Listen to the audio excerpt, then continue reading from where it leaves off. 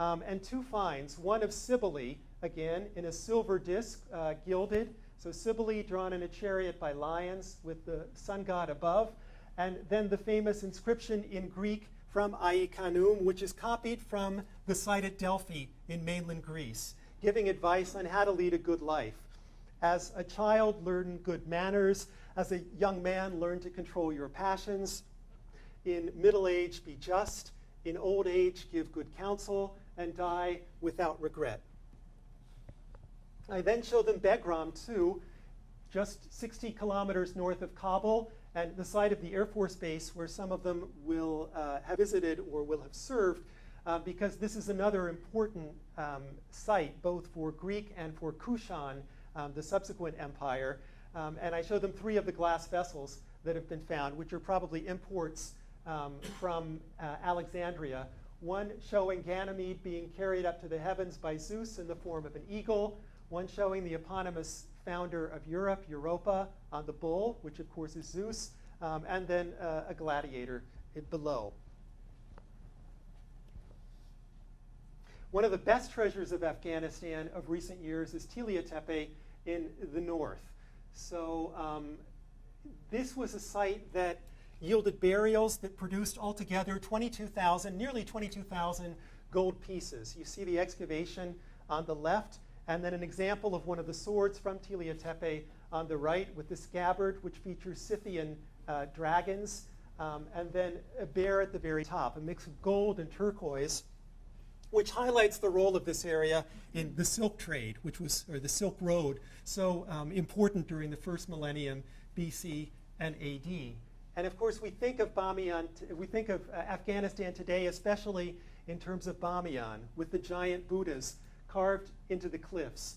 Bamiyan is here in the center of the country, and here the largest of the Buddhas, 175 feet high. You can see it by comparison to the man standing by the side.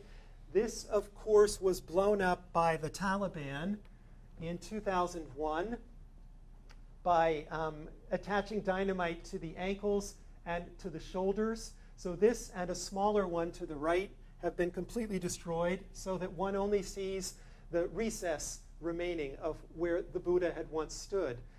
The only good thing to have come from this are the excavations that are now taking place under the direction of Professor Tarzi.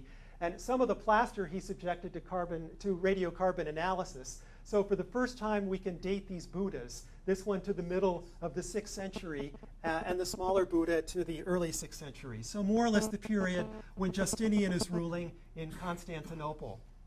And of course, the damage to the Kabul Museum was equally terrible.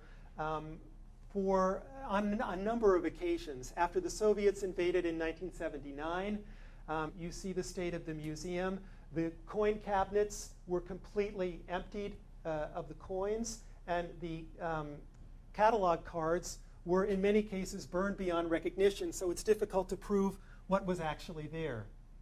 Fortunately, that gold from Tila Tepe that everybody thought had vanished showed up again in the basement of the presidential palace in 2003. So you see the safe containing the Tila Tepe gold being opened in 2003, thanks to National Geographic for these images.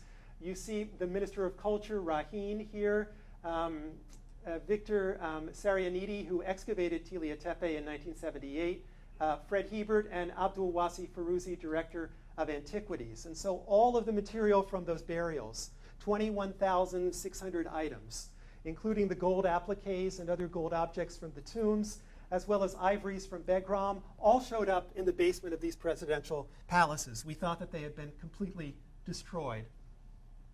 Of course, the destruction continues. It continues everywhere. So whether one is dealing with Afghanistan or Iraq or Iran or Turkey or anywhere in the Mediterranean or the Near East, all of these sites are being robbed systematically. One or probably all of these regions are witnessing a robbery even now as we sit here. It would be very surprising if that were not the case. We obviously need to do something about it, and we can't stop the looting overnight. It probably won't be stopped in our own lifetimes. It's not clear that it will ever be stopped, but we can at least be more proactive than we have been thus far.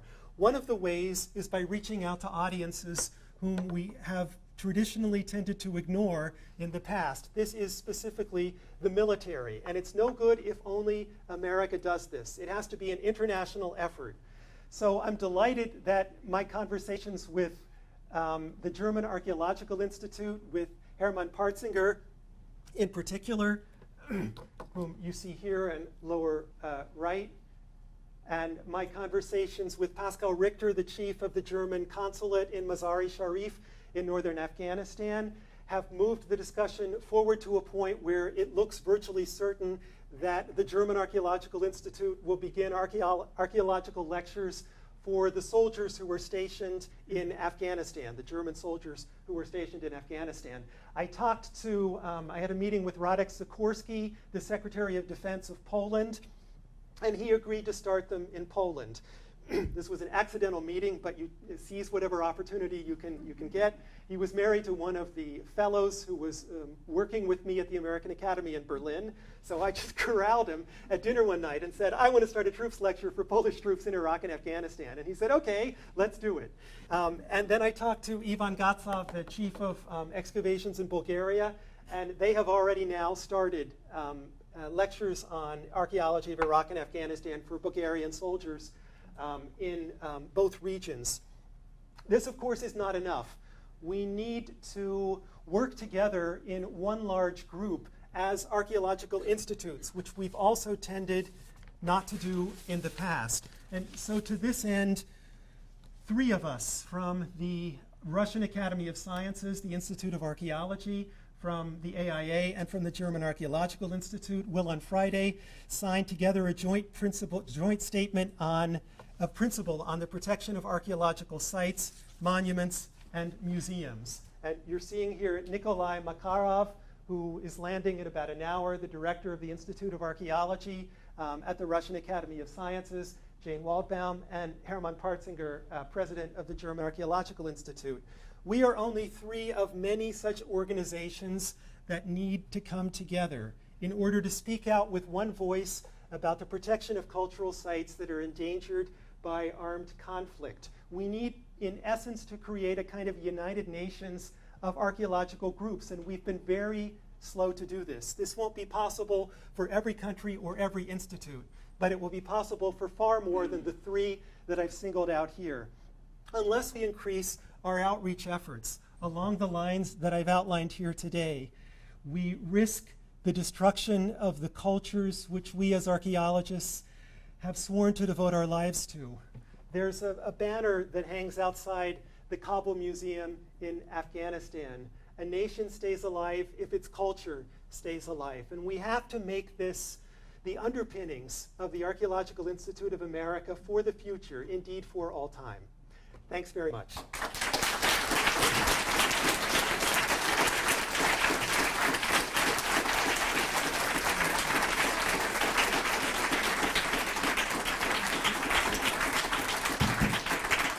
Okay, thank you. I'm happy to take questions from the audience. Yes? I have 2 questions for Iraq. Do the soldiers realize that these ancient civilizations are the beginning of Western civilization? That's part of us? It's not just something that happened over there? Yeah, do the soldiers realize that the connection between early Mesopotamian civilization and Western civilization?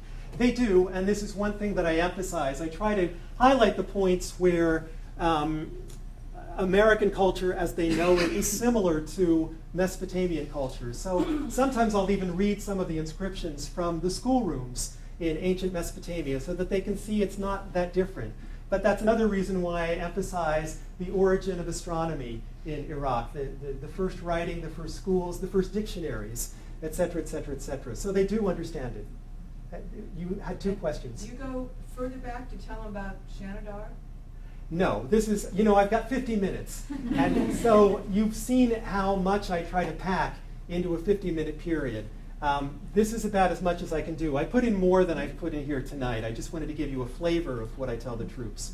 But I'm constrained by the time that they make available for me. Yes? Have you been able to recruit the UK?